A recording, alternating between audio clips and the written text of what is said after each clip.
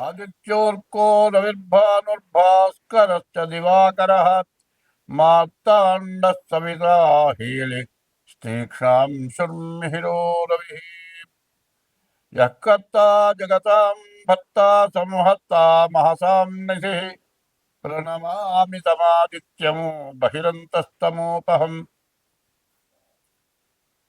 ఈ సంవత్సరం 2025 సంవత్సరం మార్చి 30వ తారీఖున 6 గ్రహాలు ఒక చోట చేరినాయి.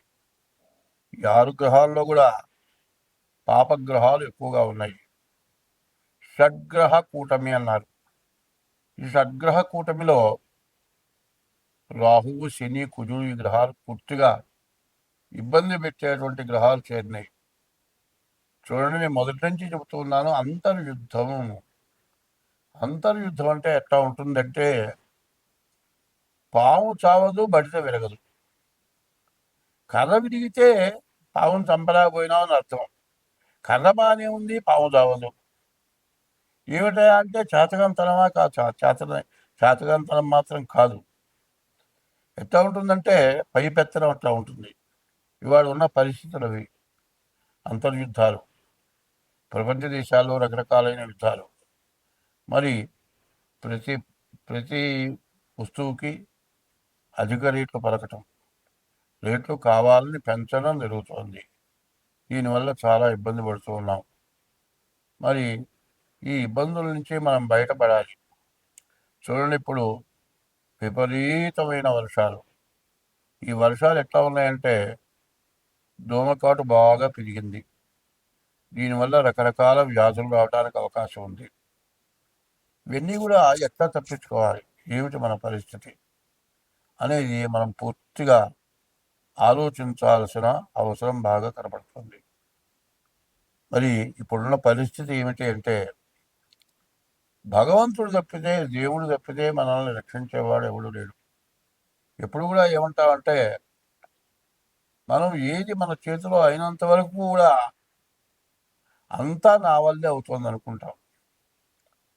మనం ఏది చేసినా, ఏ పని సాగనప్పుడు, ఏ పని కూడా చేయలేక అన్ని రకాలుగా ఇబ్బంది పడ్డప్పుడు, అప్పుడు దేవుడు గుర్తొస్తాడు. దేవుడి కరుణ ఉంటే మనల్ని రక్షించాలి. ఆ దేవుడి వల్ల కావాల్సిందే కానీ నా వల్ల ఏమీ కాదు అనేటువంటి మాట అప్పుడు వస్తుంది. అప్పటిదాకా దేవుడు గుర్తురాడు. దేవుడు ఎప్పుడు కూడా గుర్తుండాలి.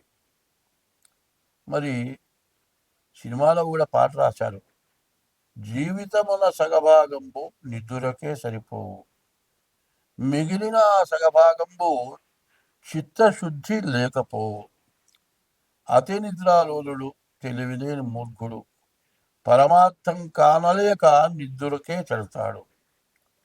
24 గంటల్లో 12 గంటలు నిద్రపోతున్నాం.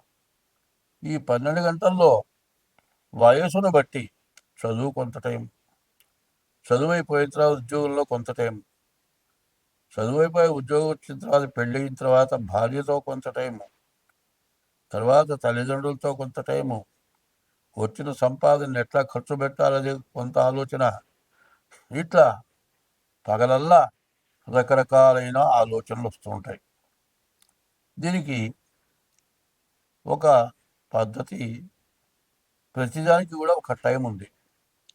భోజనం మధ్యాహ్నం పూట చేస్తాం, మళ్ళీ రాత్రిపూట భోజనం చేస్తాం, ఉదయం పూట ఉపహారం టిఫిన్ చేస్తాం.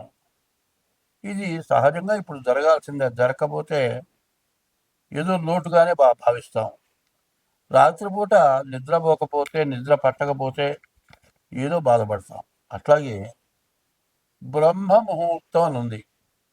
తెల్లవారుజామున కనీసం 5 లోపల స్నానం చేసి 7 లోపల దైవాన్ని పూజించే టైం అదొక టైం. కనీసం 1 గంట, అది బ్రహ్మ ముహూర్తం అంటారు.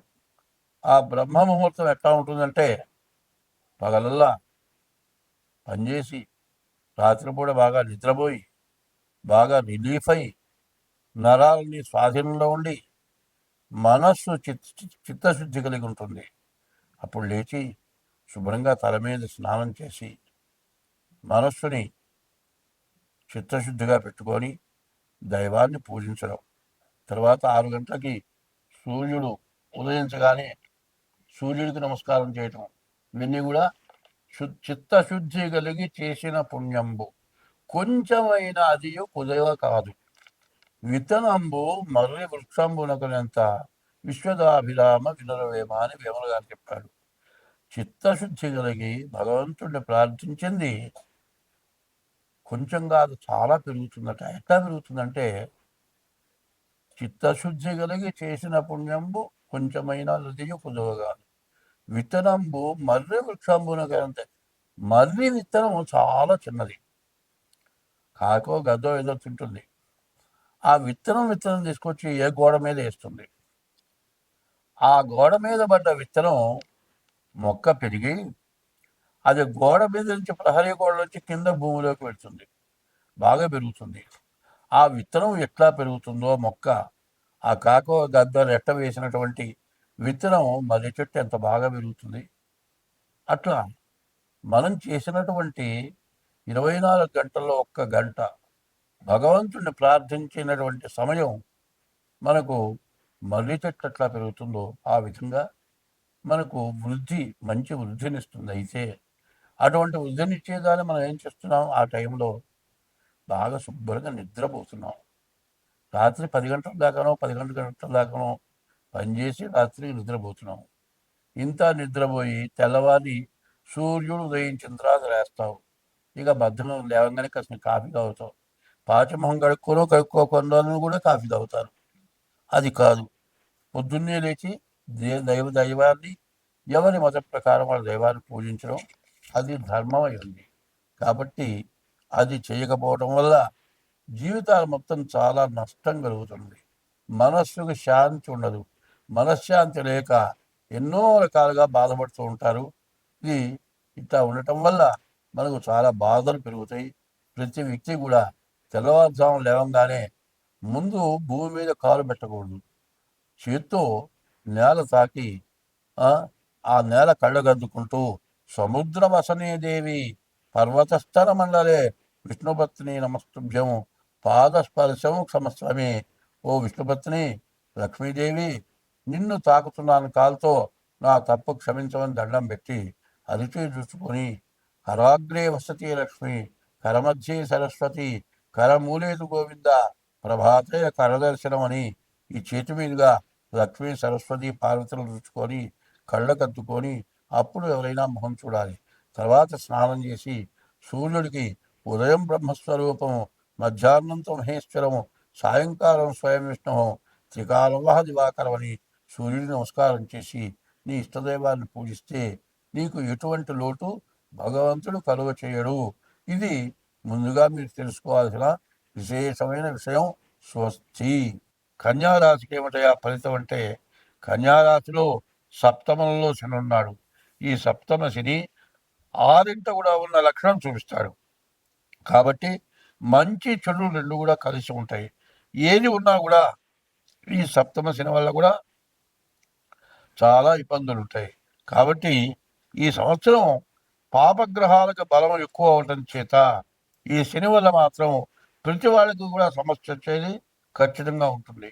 ఏ రకమైన సమస్య వస్తుందో మనం నమ్మలేము. కానీ ఏది వచ్చినా కూడా ఓర్పుతో, ఎవరితో ఎటువంటి గొడవలు పడకుండా ఉండటం ఎంతైనా మంచిది.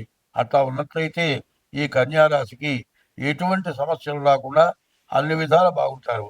కానీ ఈ శని సప్తమంలో ఉన్నాడు, కళత్ర స్థానంలో ఈ శని ఉండటం వల్ల భార్యకు అనారోగ్యం రావచ్చు, సమస్యలు బాగా ఎక్కువగా ఉండొచ్చు. కాబట్టి వివాహం కాని వాళ్ళకి వివాహం అయిన తర్వాత మరి భార్యాభర్తలకి ప్రతికూలత రావచ్చు. ఇటువంటి రీతి వచ్చినా కూడా ఓర్పుగా నిర్వహించుకోవడం మంచిది. ఇది కాకుండా ప్రతిరోజు కూడా సూర్యోదయానికి ముందు లేచి సూర్య నమస్కారాలు చేయటం, ప్రతిరోజు శివ దర్శనం, శనేశ్వర గుళ్ళోకి వెళ్ళి శనికి ప్రదక్షిణం చేయటం, ఇవన్నీ చేస్తే ఈ కన్యారాశి వాళ్ళకు కూడా అన్ని విధాలా బాగుంటుంది. స్వస్తి.